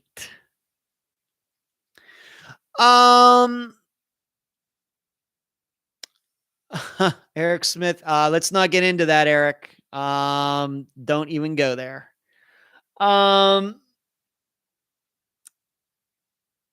Comparing disappearances. Somebody in, last week we have this special project that is being, could you delete that, Sheree, please? We have this special project that got off the ground this past week with some think tank members. I'm going to take on a disappearance to kind of reinvestigate it. And I had those conversations last week. And one of them asked me or brought this up to me. I've been following true crime for a long time, and I love to follow disappearances, and I love how you cover them. But, what I like, I've never heard anybody do this before. This is what this person said, that, how you compare disappearances. You have this disappearance we're covering this week. Well, it's like these two others that we covered way back when, and comparing and contrasting. I'm going to be doing that this Friday. So, although it's with a disappearance that we haven't covered on Unfound. But, where did you get that idea? How did that all come about? Because I've never heard anybody ever do that before. And I told the person, I don't know. When I started doing it, I didn't think that was that special. I thought a lot of other people do this too. But this person seemed to think that it was unique, and maybe it is. I don't know. But I can tell you the reason I do it is because it's kind of the scientific method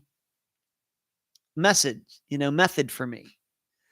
I think that we can learn a lot by looking at other disappearances like the one we're focused on right at that time. And more importantly, especially if other disappearances that are like it that have been solved, whether it was a murder or a walkaway or a suicide or whatever it was, an accident, that can help us a lot. Looking at solved disappearances where the facts are similar to the one that we're looking at that's unsolved can help us quite a bit. It can either maybe narrow what we think happened, or it could even expand it. And I think that's the scientific method. I know that's really not technically the definition of the scientific method, but that's, I think, as scientific as we can get.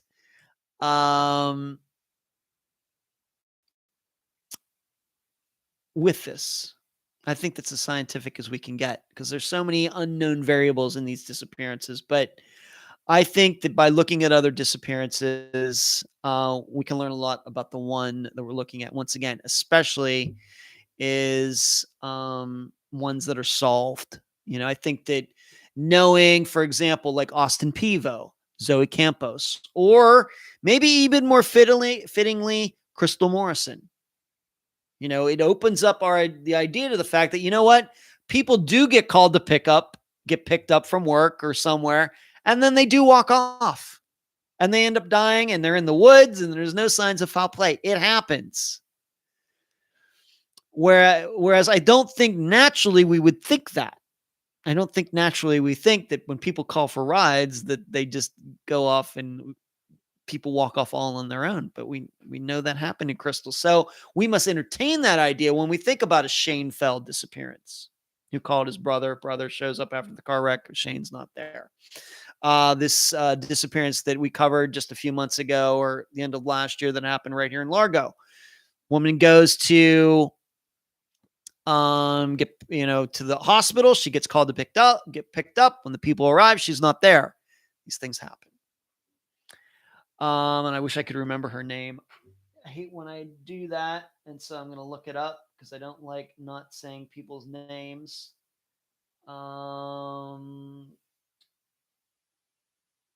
There she is. Deborah Lynn Bowman. Deborah Lynn Bowman, who went right over to Largo Medical Center, a place I pass all the time.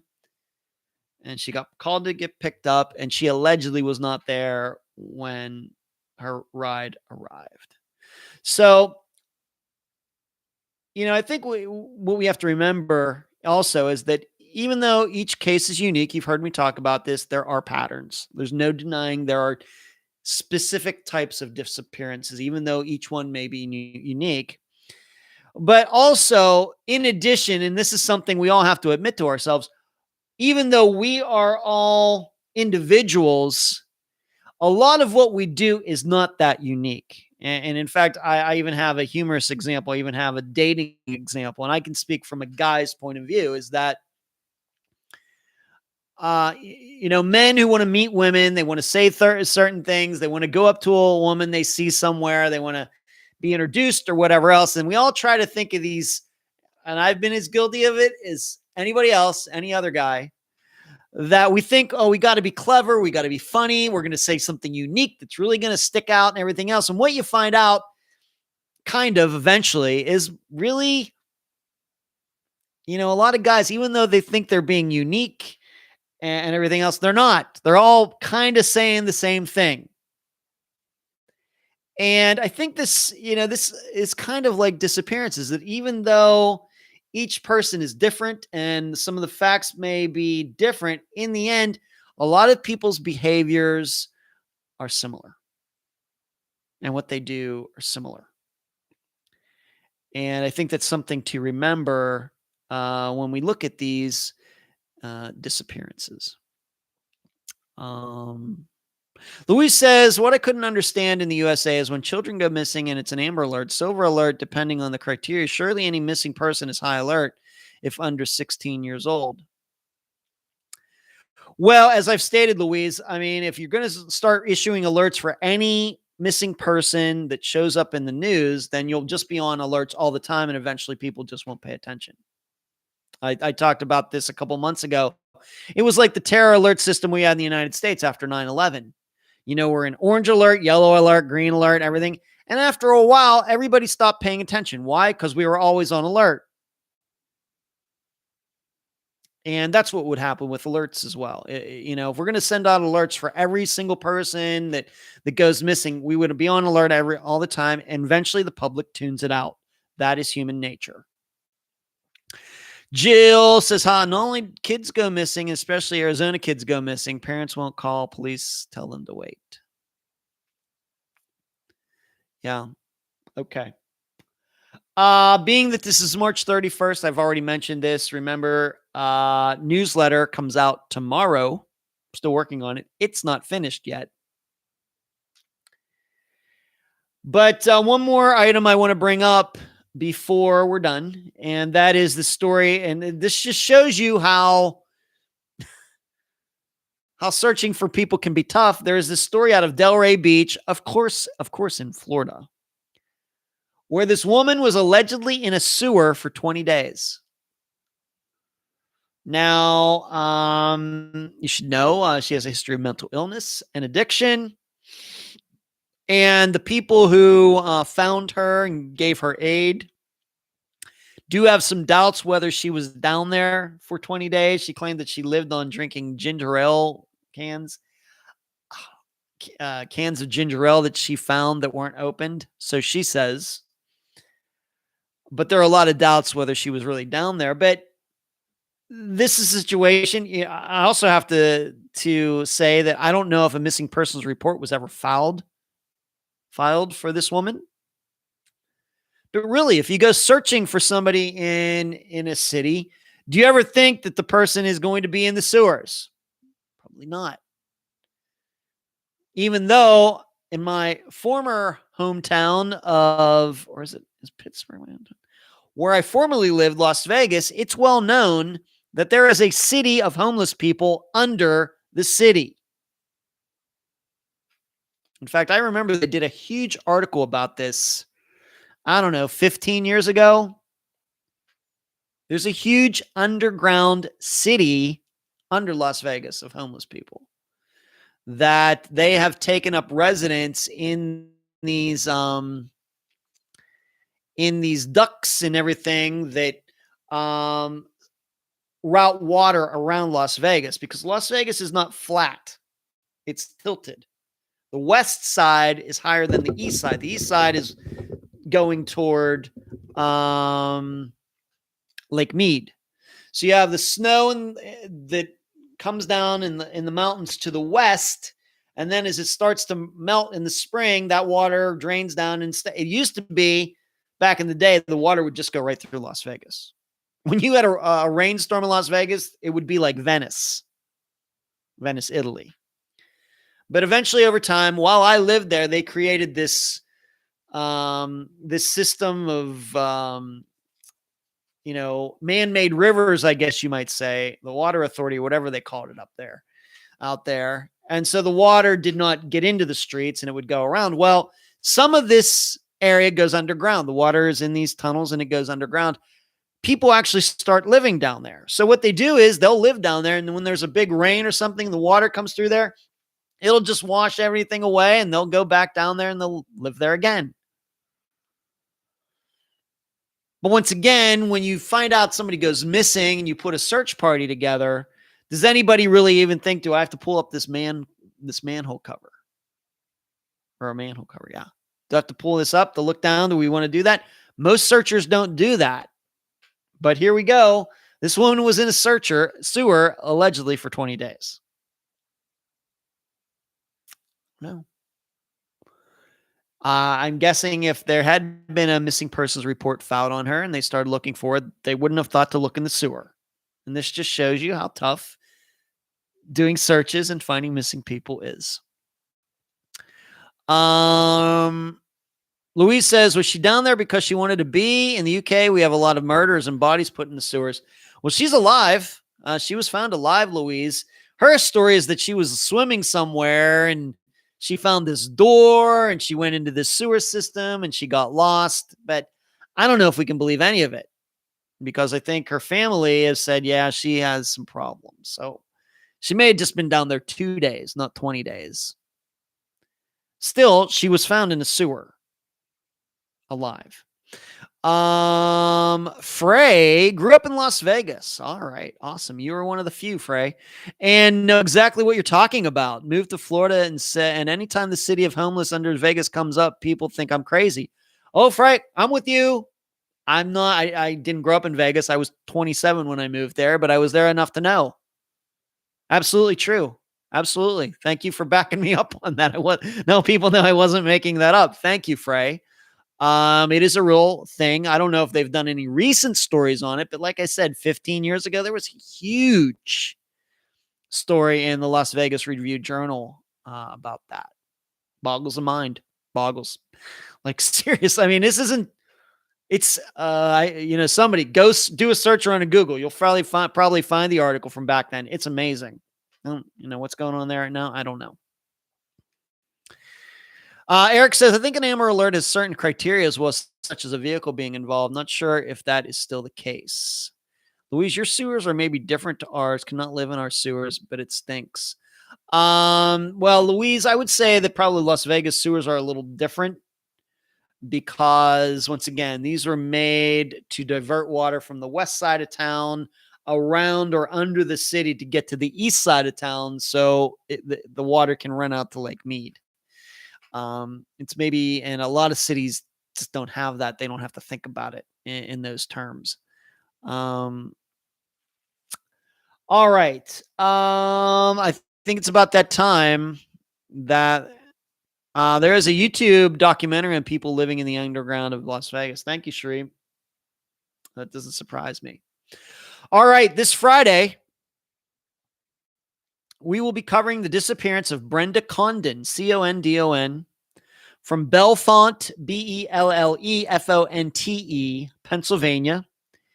She disappeared on in the early morning hours of February 27th of 1991. So we're going back over 30 years, 30 years and a month. And the guest will be her sister, Iris Myers. Iris is a woman that I've been talking to since 2017. And finally, we were able to get together for an interview. We actually got to meet in person. A couple months ago, she actually moved. She used to live in Pennsylvania. She moved to Florida. She almost ended up living near me, but she does not live. She decided to get a place somewhere else. I'm, of course, not going to mention where that is. But so I got to meet her in person. We had a great time talking. It was finally good to meet her in person. Sat there and talked for a couple hours. And so I did the interview with her last week regarding the disappearance of her younger sister, Brenda Condon. The episode title will be Left Alone.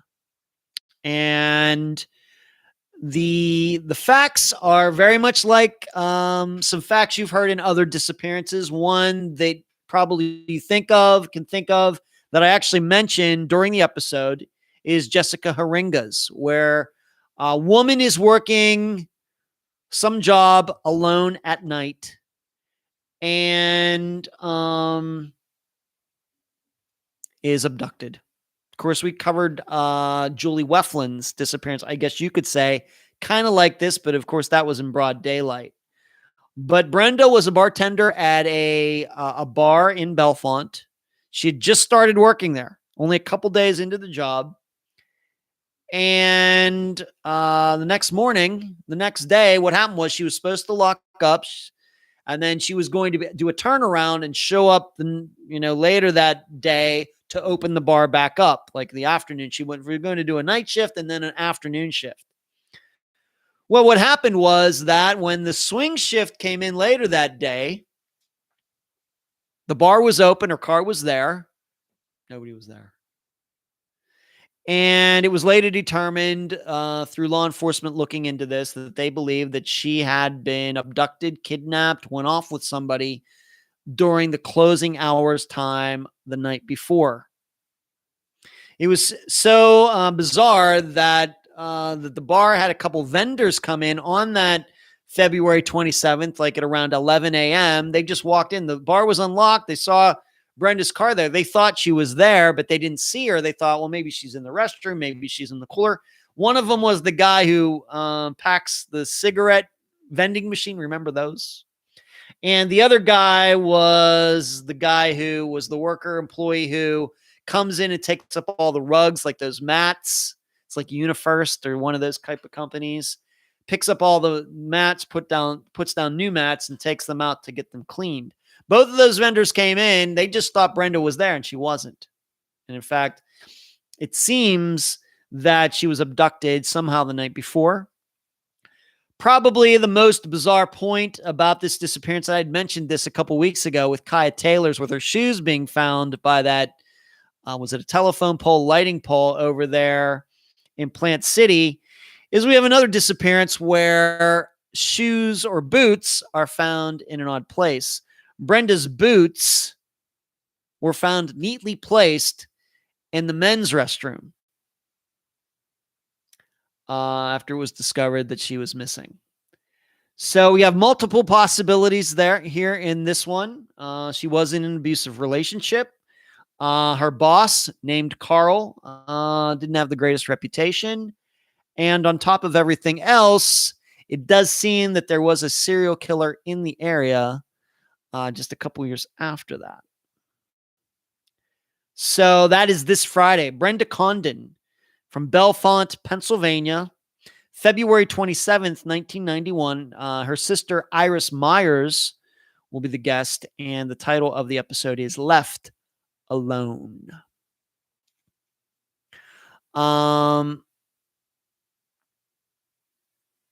Eric, she was taken in a car by two people and taken to a campsite in Oklahoma. Oh. Louise, Eric, I don't think they knew. Okay. Cherie says, sounds pretty much like Sean Koenig disappearance, later murder.